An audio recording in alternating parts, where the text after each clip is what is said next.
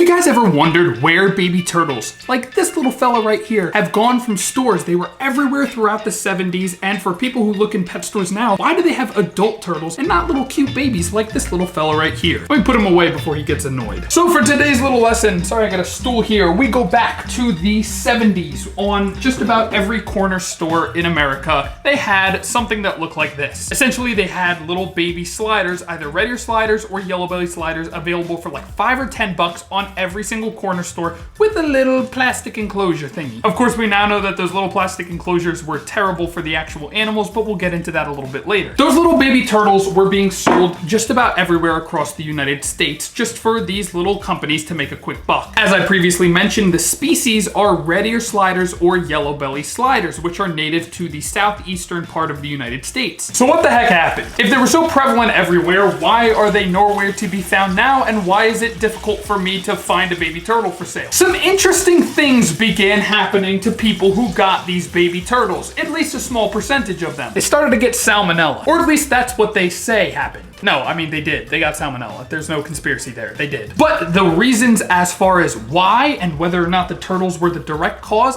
a little bit of muddy water. So basically, baby turtles are freaking adorable. They're cute, they're little, they're, I mean, look at that thing. How could you not want to get one of those, especially when they're cheap and in the corner store? Your kid's crying, begging for it. You got little Johnny, I want a baby turtle. All right, shut up. I'll get you stupid turtle. You get the turtle, you bring it home, and what happens to all pets, or at least the majority of them, when you don't research and you just get them on a whim, they just sit there. Eventually that novelty kind of wears off. You know, the turtle is just kind of there. You throw food in there every now and then, but you don't have lamps for it. You don't have a filter for it because it came in that little plastic container. The very trustworthy and probably knowledgeable dude who was working there told you that it can live in that for its entire life. Why would you think any differently? It's not like they would lie to you to make a quick buck. The child may lose interest for a little while. The water starts to get really dirty. These turtles make a mess. That's why I'm feeding them in a separate enclosure. They make a stinking mess. The kids start taking their little baby turtles and they play with them. Reptiles are not usually very interactive of pets to have, which is why it's so important to do your research on them, why I'm glad that you clicked this video, but they're not really interactive. The only time that you can interact with them is when you're feeding them like I'm doing right now, but even then they don't like to be handled. They're squirming and they just want their food. So when kids are interacting with them, especially younger kids, they sometimes would take these baby turtles. Kids are not known for washing their hands, and also they'll plop them in their mouth because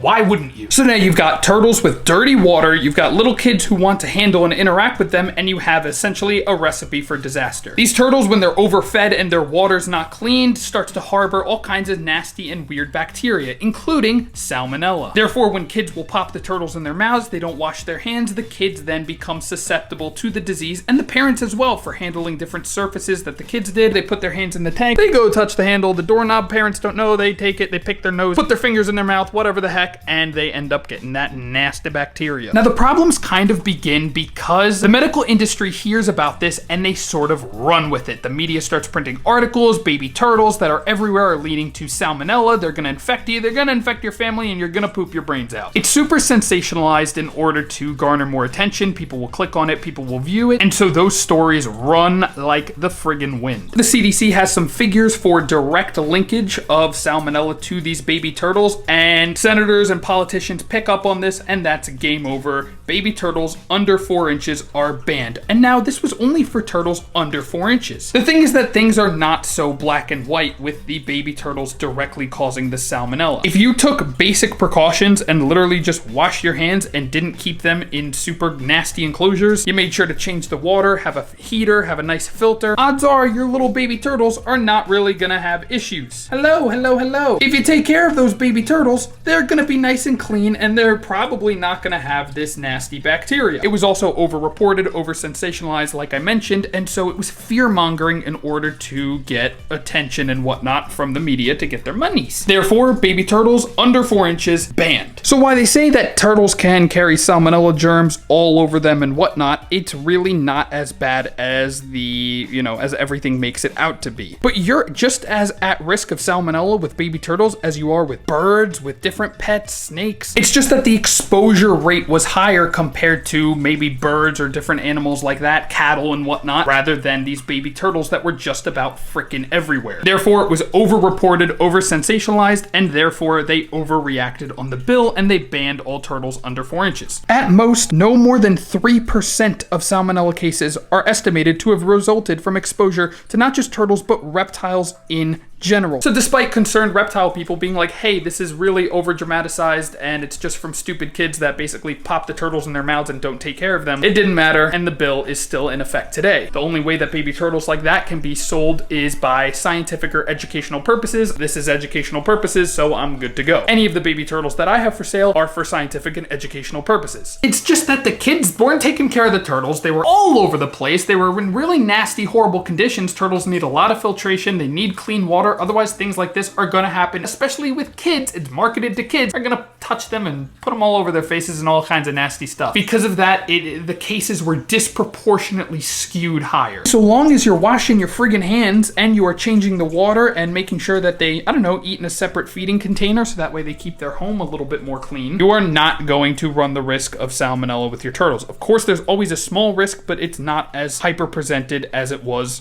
back in the 70s. It's a lot of fear mongering and a lot of ways to get views on articles, newspapers sold, and for the media to make their money. And I'm not a conspiracy theorist, it's literally proven to be fact. But I do believe the government is run by lizard people. So that's basically what happened with the baby turtles. That is what went on and why there was a whole bunch of misinformation and whatnot, and why I'm able to handle this turtle with virtually no risk of salmonella. It's because I'm gonna wash my hands directly after this, not put the turtle in my friggin' mouth, and I keep his enclosure nice and clean. Isn't that right, buddy? So can you get salmonella from interacting with your turtles? Sure, the same way that you can get food poisoning when you go to a restaurant, or the same way that you can get a cold when you go on a plane, but you can do things to mitigate that risk and make it so it's virtually non-existent. So can you keep turtles without worry? Yeah, just wash your hands and don't be stupid. I post a lot on TikTok, Facebook, whatever, and I still get tons of comments that are saying, you're gonna get salmonella. Guess what? No, I'm not. Thank you guys so much for watching. I appreciate each and every one of you, and I'll see y'all in the next one.